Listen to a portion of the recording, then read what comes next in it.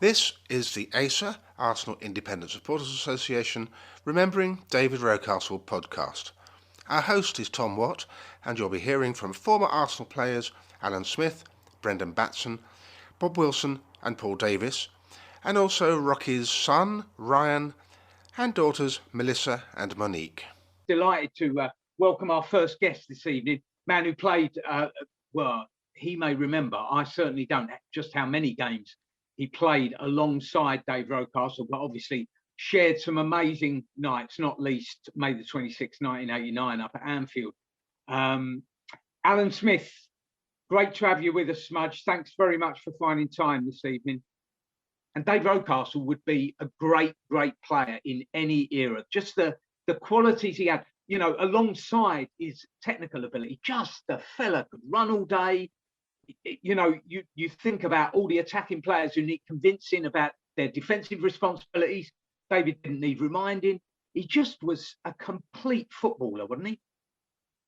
He was, yeah, because he was obviously a flair player, Tom, as we all know. He could do tricks for fun. You know, not many people were doing the foot over when Rocky was doing it. He could score goals, he could set them up, but he would never abandon his defensive responsibilities. You know, you ask Dicko behind him, he would do a shift up and down that right-hand flank and go, he could tackle. I mean, you know, along with the skill, he was fearsome physically. He loved the tackle, he loved the physical battle. I never forget the joust he had with Stuart Pearce when Pearcey was at Nottingham Forest. And, you know, Pearcey loved to try and intimidate his opponent, but he knew he couldn't do it with Rocky. Rocky actually fed off that, and he'd come into the dressing room at half time sometimes and he'd have a big beaming smile because he was just relishing that kind of physical battle. So he did. He had it all. He had it all for those few years before, unfortunately, a knee injury just inhibited his mobility a little bit, his fitness. But what a player! Yeah, absolutely. And I just wonder. Obviously, you know, we all watched him play, and you know, kind of player that you look at him and you think, oh, that's what I'd want to be if I had an Arsenal shirt on. Do you know? That's how hard I might be useless. But I'd work as hard as David Rocastle if they stuck an Arsenal shirt. He had that connection with supporters that has, you know, obviously has lasted to this day and won't go any, you know, is in no danger ever of being forgotten. But can you just give us an idea of, away from the 90 minutes out on the pitch, just, you mentioned in the dressing room at halftime, dressing room before a game, what was David like as a kind of teammate around training, around getting to games, you know, in the dressing room before a big match? What was he like? He had a loud voice, Tom, kind of in terms of his authority. He was always into his tactics. You know, he was always interested in kind of what we'd got to do on any given day. He was very much a vocal presence, if you could get a word in edgeways, when Tony wasn't shouting things before a match.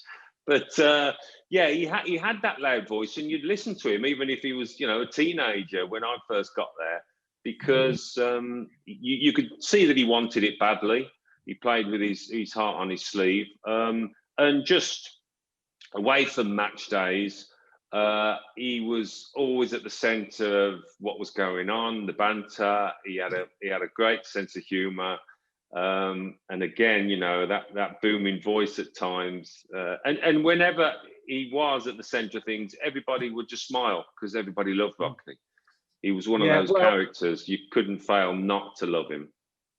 Well, he had an enthusiasm for football that, in my experience, it was a kind of enthusiasm for life. And you know, when Rocky smiled, you couldn't not smile back. Yeah, no, that's right, and the determination as well, typified when he won that free kick for my goal at Anfield in 1989, and his teeth were glinting, you know, come on boys, his fists were clenched, and that was him. He had such determination to go and win a match. And after he'd retired, I remember Liam Brady was asking him to come on board as one of the coaches at Arsenal. And I do think he would have been a really good coach because he had something about him. He had a presence, you know, he had a presence as well as having an interest on the tactical side of things. And I think people would listen to him. He was that kind of character, that kind of warm personality that people would connect with. Al, that's fantastic. I'm going to come back to you if I may, but I want to bring in our next guest, the man who kind of blazed the trail really for David and for generations of young black players coming through at the club. Brendon Batson joins us as well this evening, who I'm sure, obviously, although he'd left Arsenal by the time David joined, I think that we'll have watched David develop as a player and as a man with great pride. Brendon, you there? I am. Brendon, just talk to us about I'm right in saying that you'd already moved on before kind of David was even as a young schoolboy at Arsenal. Yeah, long gone. I left Arsenal in '74. Took some advice from Bob, actually, from Bob Wilson when I was leaving Arsenal to go to Cambridge United. But really? David, listen to what Alan's had to say, and everything is absolutely right. He described it. I didn't know David well, but I was very jealous of him because he was a bloody good-looking lad. And I was always jealous of that. When he used to get close-ups, he always had a bit of a smile on his face as well. But I only got to know him towards the end of his career. But what I admired, I think, as Alan has said, he was very brave, aggressive, had a great building for a midfield player, very strong. But I always felt that he played in a really difficult position because he was on the right side of midfield and he was almost always trapped on the touchline. He held that width. But because of his ability, you always managed to use the space inside of him. Sometimes you can get trapped on a touchline and you can't get out of it. But he had great feet. Alan mentioned about this, fantastic feet and the strength to barge people out of the way. And he was on his way. Yeah. And I just thought he was one of those, he was box office. When the ball went to him, and there's several players I could mention, Chippy Bray is one of them. When the ball went to him, there was almost an expectation. There was almost like an intake of breath because you thought you're going to see something a bit special from this lad. When he got the ball, you almost always felt something different was going to happen. And even though as an opponent, you could try and work out what he's going to do, he had the ability to actually do things in very tight spaces. So I just think it was a joy to watch, and it was so sad when he was taken away from us too soon. Yeah, absolutely. It's really interesting you say that about playing wide, because one night in particular really sticks in my mind. I would guess it was in David's last season, which was kind of interrupted a lot by injury and stuff. But I remember going away to Norwich City, and Dave played in central midfield instead of playing out on the right. And we had some odd sorts in that team. These were the days of Paul Liderson and people like this. But David played in central midfield. It was an amazing thing because a lot's been made, quite rightly, about David's relationship with Wrighty. Obviously, the two of them know each other from very much the same neck of the woods, and kind of connected as blokes, obviously. But that night, I can't even remember the. I think we won 3-1 or something like that. David absolutely run the game and putting balls through for Wrighty all night long. It was almost, you get those feelings of, you sit there and you think, oh, I'm watching the future here. I'd never seen him play in there for Arsenal before. And he had that ability in tight spaces, he had the aggression, and he had the vision. He could have played in there for... Yeah, I think one of the things Alan said, because he played with me, he knew him well, get the impression he's a bit of a thinker as well. I think he's one of those players, you could put him anywhere on the field, check out goalkeeping because he's got to be mad to be a goalkeeper, and he'd put in a shift. He would put in a performance with it because, he had these physical attributes as well. We can all have nightmares, and all of us have always had nightmares as players, but the one thing you shouldn't be able to not give 100% for is actually your effort. And I think David always gave me the impression that he was one of those players, if the manager was stuck in a hole and he needed somebody to fill in because he's got injuries, he could probably turn to a David Rocastle type and he would do a job for him. And I think one of the things that came across really strongly to me was how strong he appeared. I don't know how tall he was. 5'10", I think, 5'10", 5'11", Brendon, something like that. But he gave you the impression that was all muscle and strength. You see some of the, I can remember some of the films where you see him going past people and he's almost brushing them aside without even breaking stride. He was just a joy to watch. One of the things I admired about him was being trapped on a touchline and then suddenly think, how the hell did he get out of that? You know, you got no. If you're a defender, if you're an opponent, you're thinking I've got him, and then suddenly he was away from you with pace. Al, that's very true. And I mean, you think about George Graham, and you think about how well organised George Graham's Arsenal teams were and stuff. But David was a player. There were always one or two around the team. Do you know what I mean? Whether it was Anders Limpar or Paul Merson, you know, someone who, within that structure, within all that organisation, could do something completely unexpected. And David was one of those players, definitely, wasn't he? Oh yeah, without question. I mean, we were kind of we were labelled a functional team, weren't we, in the late 80s, early 90s. But you mentioned Anders, and Rocky was a trailblazer for that flair, which you know, spoke against us being an ordinary, boring team to watch. He was a crowd pleaser. Yeah, I mean, loved to play football. Loved to play football for Arsenal, and was I think, you know, on a daily basis, just immensely proud to represent Arsenal. And joined now by a guy who I definitely go back away with Bob Wilson, but another man who had that kind of just daily, but constant, that pride in representing this particular football club. Bob, it's great to have you with us. Can you just talk a bit about that pride he had, that you definitely shared, that immense pride, not just in being a professional footballer, but in representing Arsenal Football Club? Oh, definitely. I mean, that was for every minute that he was there. And it just amazes me somehow that he wasn't there for the duration, you know, that it finished up playing somehow at 5 or 6 other clubs. When, to me, David was a sort of lad who summed up perfectly by Alan and by Brendon on the playing side. I mean, I would add the words dancing feet for me, which is what they included. You know, he just had dancing feet. But it was also the fact that he was representing, he seemed to understand what Arsenal stood for, what the gun on your chest stood for, you know, just to play for the club. And he just carried that through, Tom, all the time, you know, it was just, he represented the club on the field and off the field. He was a gentleman.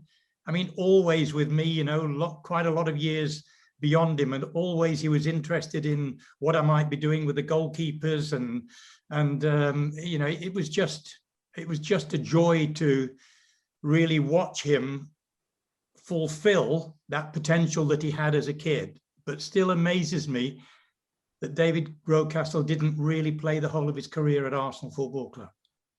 Yeah, absolutely. I mean, you know, there's that phrase, remember who you are, what you are, and who you represent. It's easy to write that down on a piece of paper or say it, remember who you are, what you are, and who you represent. But David lived it. He absolutely embodied that. And it's kind of, you know, something that actually was in a little book that was given to every player, just became his. Mm-hmm. And Tom, it was there. It was way back. It was actually that, what you've just said was way back. I mean, I would have to say and put a claim in that it came in the double year that we had in 70-71. And people sort of say, where did it come from? I would say it came from a Churchillian little speech from Bertie Mee for us leading up to the conclusion of the 70-71 double season 50 years ago now, unbelievably, when he came out with that. And he sat us all down, and that, you know, was passed on from one generation to another, because it was, I don't think, to be honest with you, I don't think anyone who played for Arsenal, I would have to tell you the amount of players who left Arsenal, who I met, whether they'd gone on. I remember at this moment in time, Colin Addison, for instance, and I said, how are things, you know, how are you at your new club? It's not Arsenal. It's not Arsenal. We don't do it the same way. And I've heard that throughout, you know, the whole of, you know, since 1963, when I arrived as an amateur school teacher at the club. And it, you know, I like to think that it's still there today and should never be forgotten. Yeah. And it was, I mean, all the more heartbreaking in the case of David, really, because it wasn't his intention or his desire to leave the football club. You know, there are plenty of players who thought, oh, it's time to move on, or you know, I get an offer from it. David would have played his entire career in an Arsenal shirt if he'd been given the chance. Yeah, absolutely. I think, you know, 100% correct there. I would have to say, from my own point of view, you know, you can be an amazing footballer. I like to think that off the field, you can not just represent the club, but represent yourself. And I would put Rocky, as we all got to know him, absolutely in the top category of people who were polite. You know, they were always generous in their time. They were generous in the way they spoke to you. And it's just, you know, to remember him now. I mean, he should be here with us now. And, you know, for the family, it just is, you know, it's, we're remembering him with great pride that we got to know him. But you have to remember as well, for the family, it's a time of sorrow and sadness as well. Yeah, absolutely. I mean, and obviously there is that connection between the Rocastles and the Wilsons, isn't there? That a life taken away too soon, that must make for a very particular bond between the two families. Yeah, well, Tom, your lives changed irrevocably. Obviously, for Megs and myself, you know, it was 3 children, and Anna was a nurse and suddenly got one of the rarest cancers known to man. And 6 days before her 32nd birthday, she left us. And the same, you know, I know for the whole of the Rocastle family, because we have met up, even though it might be briefly, you know, it's that same, you smile because he would want the family to continue smiling. Anna said to us in the last week or so of her life, Mum, Dad, don't let this thing destroy you. Use what you've learned, go out there, you know, face the world and do it. And she knew that time was running out for her.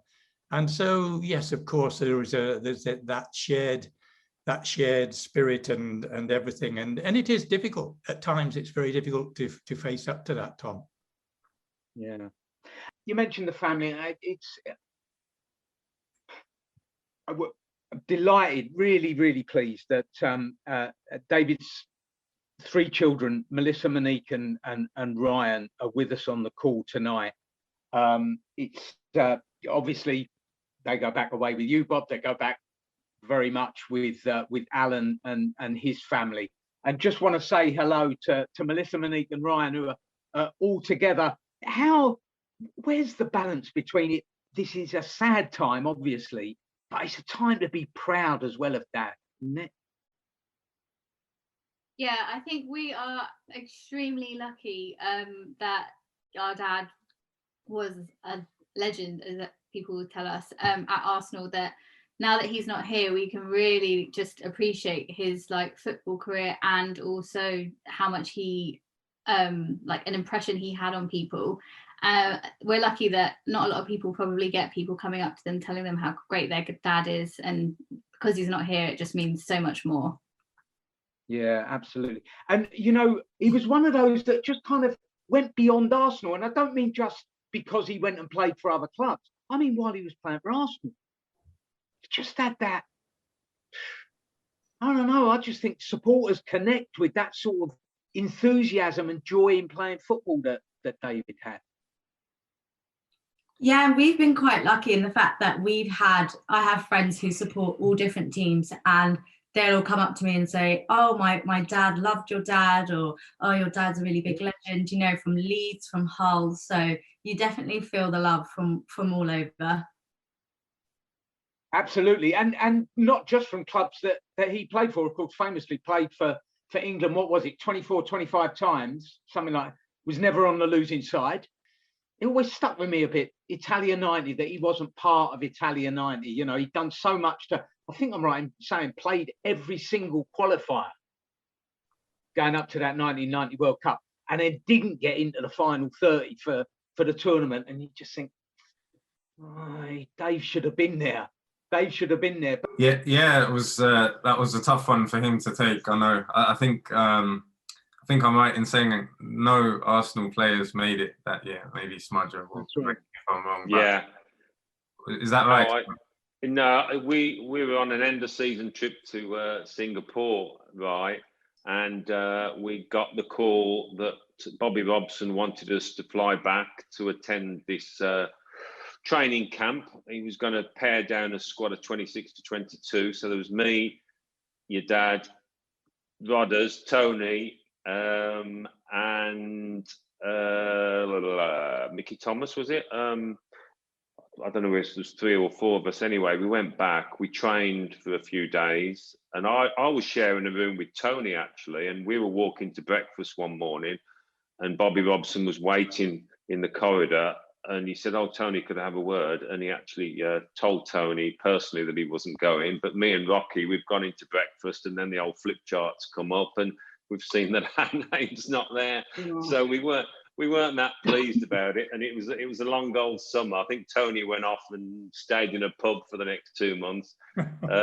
Rocky and I were pretty depressed because I mean, what a World Cup it was, and as you say, Tom, he played in every qualifier. He played nearly every game. Yeah, it was a strange one. Yeah, because I mean, that kind of person, even if he's not in the team, he's what you'd call a good tourist. He'd be brilliant in a tournament in the dressing room. So yeah, he should have gone.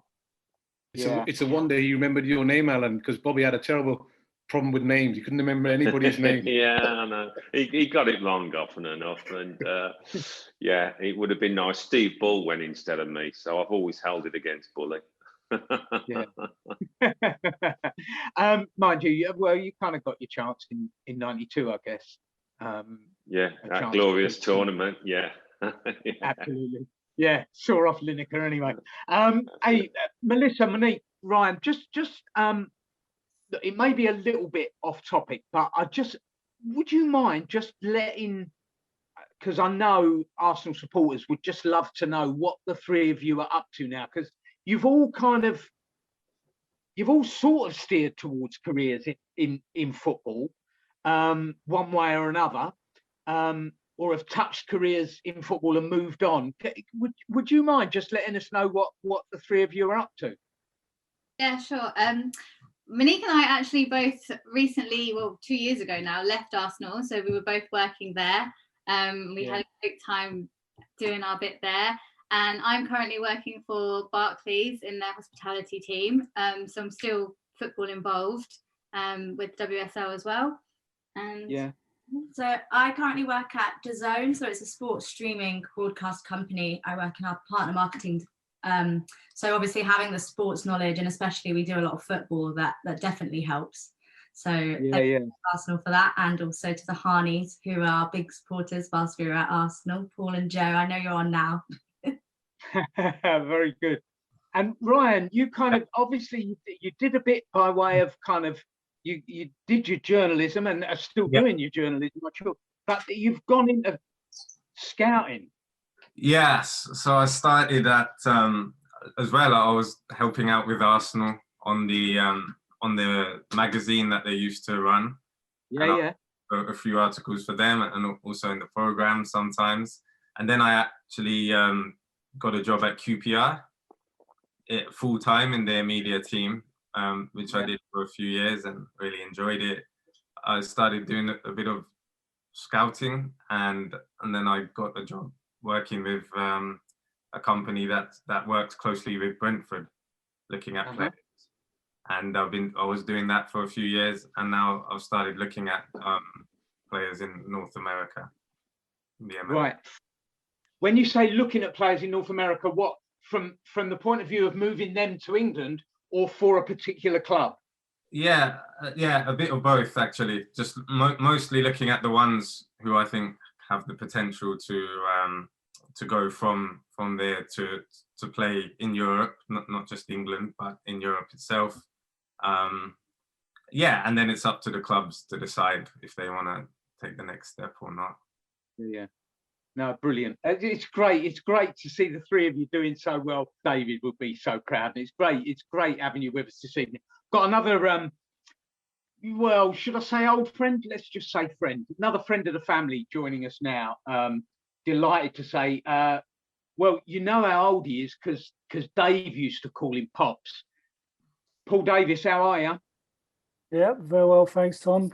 Now, Rocky, he was somebody that just everybody took to, and the players were the same as the fans. He's just a unique individual that comes along every once in a while.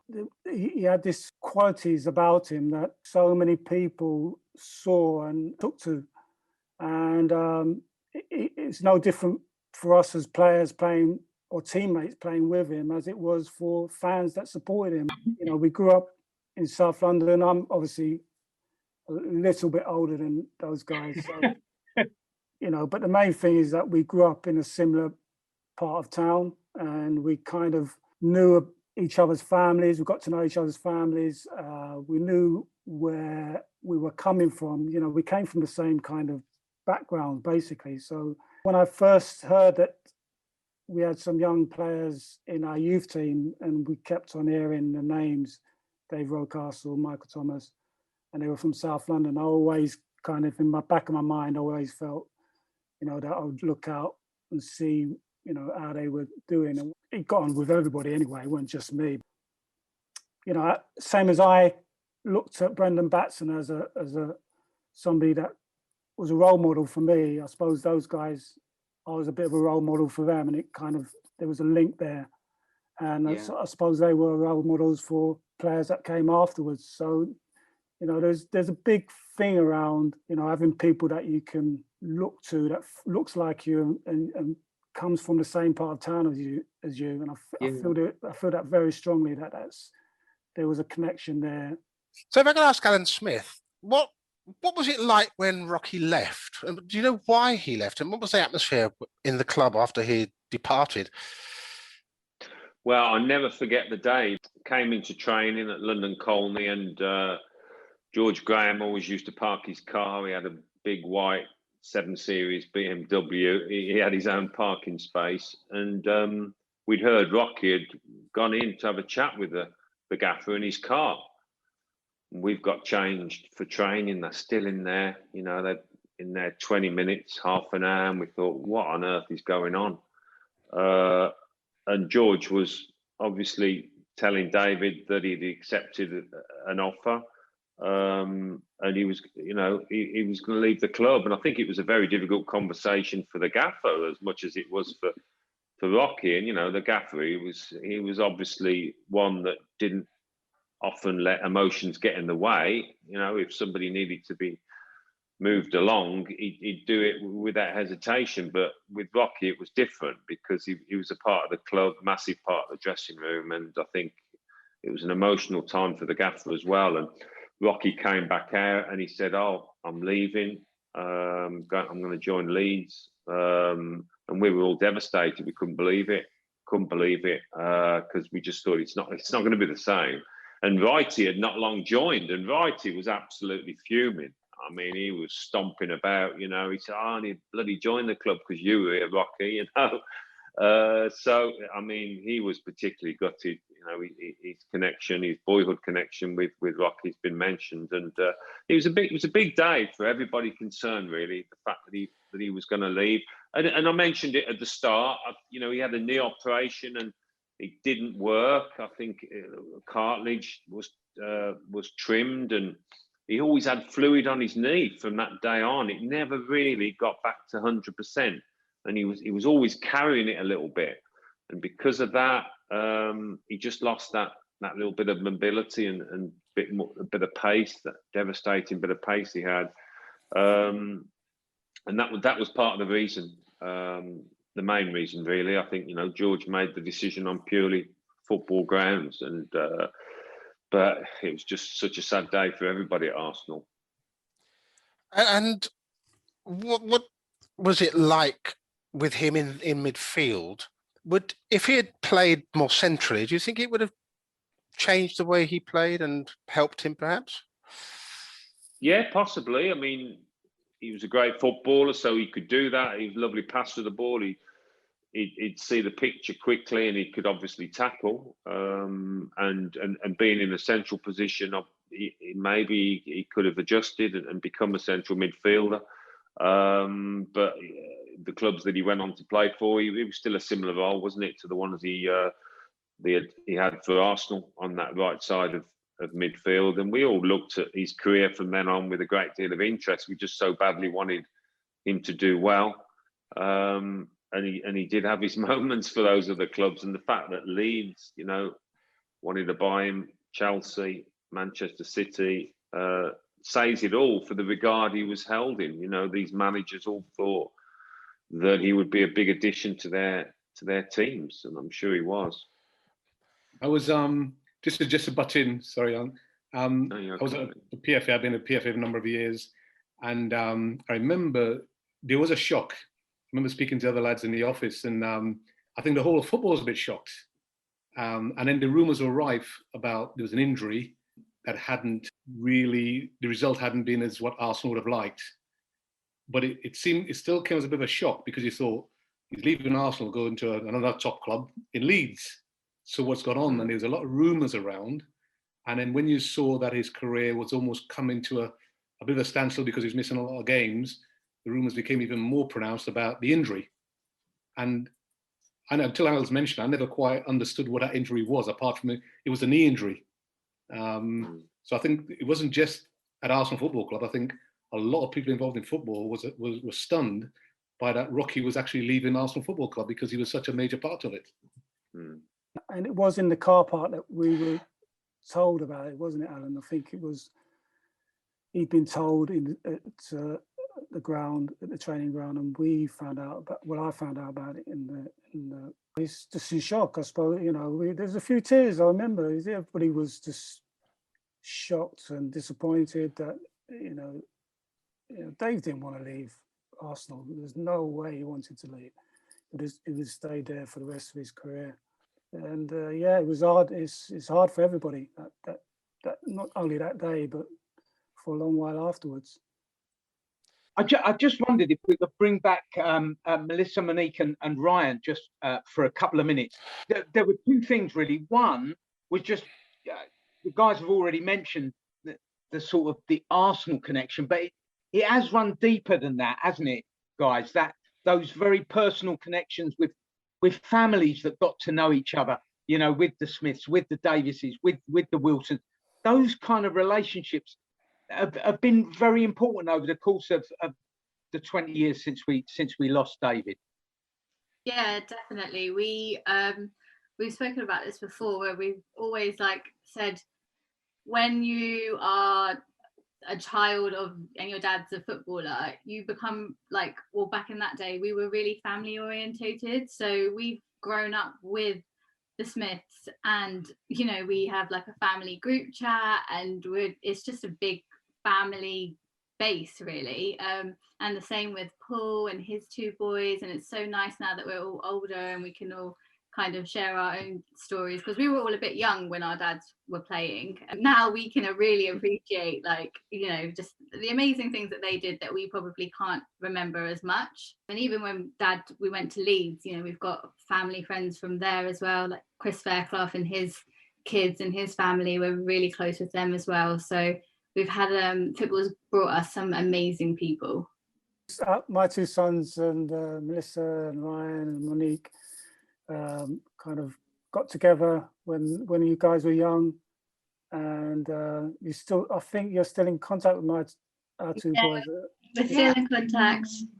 Yeah, so when I hear that you're still in contact, it really means a lot. I was your mascot. And I think it was a programme where they asked who my favourite players were, and at the age of 1 or however old I was, I said, miraculously, I said David Rocastle and Paul Davis. Can I ask a question for all of the guests? I don't know how many years it is since David left Arsenal, but his name is still sung at matches when we have crowds. Why has David, over everybody, remained such a loved character? Ability. At the end of it, the fans remember what you contributed to the club as a player. Okay, hopefully there might be a silver trophy at the end of it. But, in David's, as I said to you earlier, dancing feet, I honestly think, at this, even now, if he'd been with us, he would be in a contender on Strictly Come Dancing, because Well, you know, he just had amazing feet and made amazing balance with the football at his feet. But to add to that, he had extraordinary acceleration. I mean, he was complete. And at the end of it, if you needed a shot to complete the move or everything, David Rocastle had that shot as well. So you only have to actually look, you know, Leeds United's been mentioned here, but I think after that, am I right to say that other clubs chasing him after that were Manchester City, with Chelsea? You know, that his reputation went before him. People were queuing up because they remembered the David Rocastle that we love and remember and honour tonight. I don't know, Bob, I think it was about more than ability with Rocky, because there's been plenty of very talented lads come through the club and they've left and they've not been remembered like Rocky has. I mean, he just seemed to have that connection with the fans. They could see how much wearing the red and white shirt meant. You know, the fact that he gave 100%, whether he was playing well or not, he'd always want the ball, he'd take responsibility. There was just something about him that, I mean, you know, we've got enough supporters here, they can answer it better than we can, can't they? There seemed to be a bond between player and fan that's quite unusual. I agree. I do think it's something more than just his ability, which, you know, without doubt, his ability was there for everybody to see it. But there's got to be something. You know, he had, like Alan said, there was that connection with the fans was real. The fans loved him. He would always sign autographs. I never saw Dave turn away a fan for autographs. He wanted to win every game, and he was so passionate about the club that people can see the honesty of it. And you know, he wasn't fooling anybody or trying to fool anybody. I think people can see that, and I think it's just more than just football. There's a personality and a humility there that people saw in him. So it's really deep stuff. I think that he connected with so many people. Like Bob mentioned, you know, it transcended just Arsenal, because he went to other clubs and it's the same thing. So it's a really special thing that, you know, that many people I've met has had. When you invited me on tonight, I thought, who do I know that reminds me of Rocky? And I was lucky to play with Laurie Cunningham. They played, Laurie is more of an out-and-out winger. Laurie played very much with his heels on the touchline. He had fantastic acceleration, Laurie. I only played with him for 15 months before he got sold to Real Madrid. I live in Spain, and I've met one or two people who still remember Laurie. I was in a supermarket a couple of weeks ago, and where I am, they know who I am, sort of thing, and a little bit about football. And they met you, looked up, and he talked about Laurie. And I think one of the things with Rocky, and certainly with Laurie, who's still revered by West Brom supporters, there was a bit of stardust about both of them. There was a certain thing about him, as I mentioned before, when they got the ball, you felt there was going to be something different. I think he brought that certain amount of stardust. And as I said at the very start, what a player. What is it about Arsenal that makes you love the club? When does a player get bitten? I obviously knew about the history of the club, how Chapman originally had set up and done what he had done and turned up at Highbury. I went to the front door, as it were, those famous doors at Highbury, and I walked into the Marble Hall, the Chapman bust. I then went down onto the pitch and I walked out and I looked up and I looked at the East Stand and I looked at the West Stand, I looked at the clock and I looked at the North, what became the North Bank to me. And I've always said this, this wasn't a football ground, this was like some form of cathedral. It was an instant falling in love with it, everything about it. And it remained like that to the day that I decided I didn't want to go anywhere else. And that if I was going to finish, it was going to be a one-man professional club for me. And I was fortunate enough to be in that position to do that, you know, in 1974. Bob, as well, how they look after you off the pitch. You know, they've always had this reputation medically. They get the best people involved. If you've got a serious injury, the detail that they apply to everything, and the way you travel, Alan, the way you travel, everything. Yeah, and you mentioned it earlier, Bob. You know, players might have a good moan up when they're at a club, but when they leave, they realise what they've left, and the grass usually isn't greener. It is a special club. I know, you know, people associated with other clubs will say the same about theirs, but it isn't until you play for them that you realise, of course, the history is a massive part in Highbury, everything associated with that famous old ground. And I always remember meeting up with England and lads. Peter Beardsley used to love playing at Highbury. He just thought it was something extra special, and he wasn't alone in that. There was something about the place and something about the club. Scored that goal, and I was about 10, and that I was actually an Arsenal supporter at that point. So to go on and play for a club was a dream for me.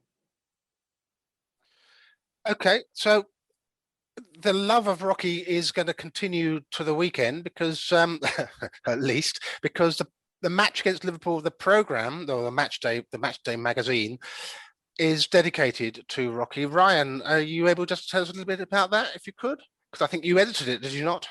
Yeah, well, guest edited it with the girls as well. But yeah, the programme's gonna have features with Smudge and Davo and Righty, Tony Adams, Mickey Thomas, of course. And yeah, there's going to be some other features with other number 7s like Perez and Liam Brady. Oh yeah, and sorry, I've just got my mum's whispering in my ear. I don't think she quite realizes how the Zoom works. He refuses to come on camera. But yeah, and the club are launching a new community initiative that's going to deal with sort of 7 people from the local area. 7 young kids. 7 young kids, and that's going to start from Saturday, and they're going to be mentored and you know, just help through their lives with Arsenal. So that's really nice touch. We've been quite heavily involved with that as well, with the club, because I know it's something that we all think is a great idea and something that Dad would have loved as well. So yeah, we're really looking forward to that starting. Brilliant. We've still lost Tom, so he may try and come back in the last few minutes, but we are just kind of the end of our time. Let me ask all of our ex-players, can you just give me in a sentence your memory of Rocky Rocastle? Complete gentleman, absolute gentleman. That's what I will always remember. Always a smile, always wanting to know how you were, not always worried about himself or whatever might be going on. It was concern for others, never ever failing to have that smile. Total wonderful gentleman. Brendon, you didn't know him that well, but from afar, what was your memory of him? Well, I think we can all be grateful that we saw him at his best, and his best was at Arsenal.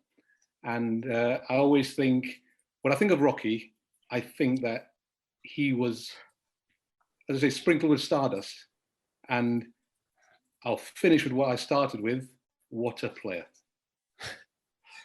And Paul, your memory, your thought of it? Yeah, it's hard to really describe somebody like Dave in just a short sentence, but so glad to have been a part of his life and still be involved in his family's life.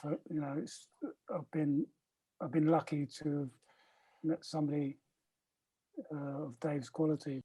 I'd say Davo, he loved his clothes. He was the best dresser at the club, certainly better than you, Davo. and me.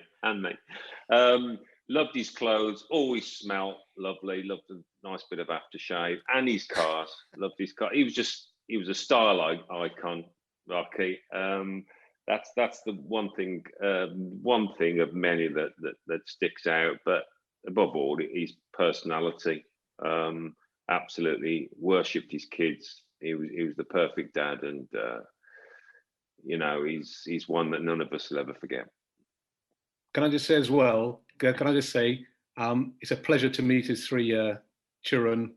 Obviously, you'd have been very proud of them, and what a legacy he's left in the 3 of you. It's a real pleasure. Thank you.